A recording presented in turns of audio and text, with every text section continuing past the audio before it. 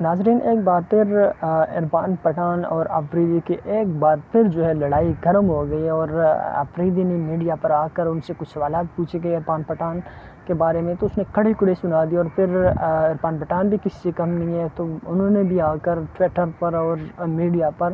ان کو جو جوابات دیے، تو بس یہی لگتا ہے کہ اب یہ کیا کر رہے ہیں، کوئی بچے یا مطلب کیا چل رہے ہیں۔ پہلے بات تو یہ ہے کہ آفریدی نے بتایا کہ ان سے سوالات ہوئے عرفان پٹھان کے بارے میں کہ عرفان پٹھان آپ کے بارے میں بہت کچھ بولتے ہیں پاکستان کرکٹ ٹیم کے بارے میں، تو اس نے بتایا کہ عرفان پٹھان اگر کوئی مت کا بچہ ہے تو میرے سامنے آ کر بات کرو، میرے سامنے آ کر بات چیت کرو، پھر میں آپ کو بتاؤں گا، یا میرے سامنے جب آپ آ گئے ہو پھر آپ نے کیا کیا تھا، اور ابھی جو ہے آپ اگر بات کر رہے تو سامنے آ کر بات کرو۔ تو اس پر عرفان پٹھان جو ہے آ گیا، اور اس نے بتایا ہے کہ آفریدی جو ہے ان کا دکان میرے نام سے چلتے، پڑوسیوں کا جو میڈیا وہ میرے نام سے چلتے، وہ میرے اوپر بات چیت کرتے تو ان کو ویوز ملتے، ڈالر ملتے ہیں، اور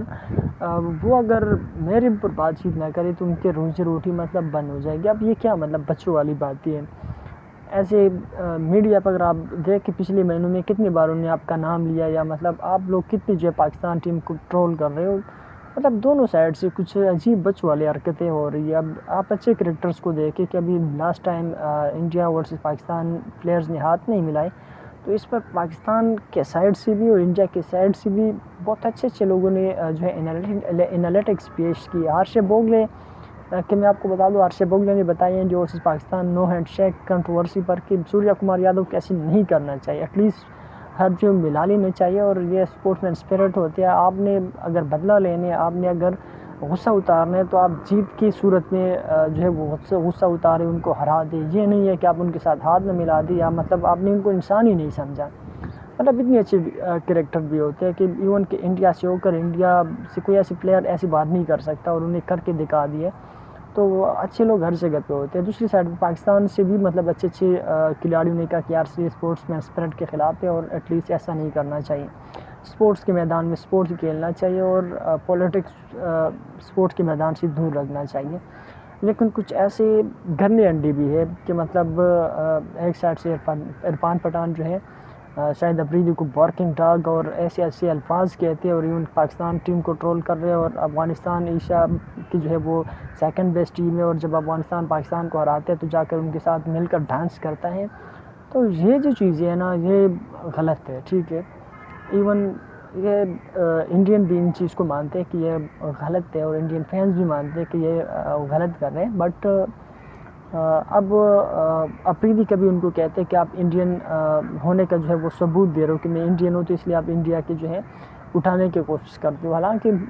اب وہ ہے ہی انڈین، اس کو پروف دینے کی اور کیا ضرورت ہے؟ وہ وہاں پہ پیدا ہوئے، وہاں پہ وہ ان کے پاس جو ہے وہ نیشنلٹی انڈین ہے،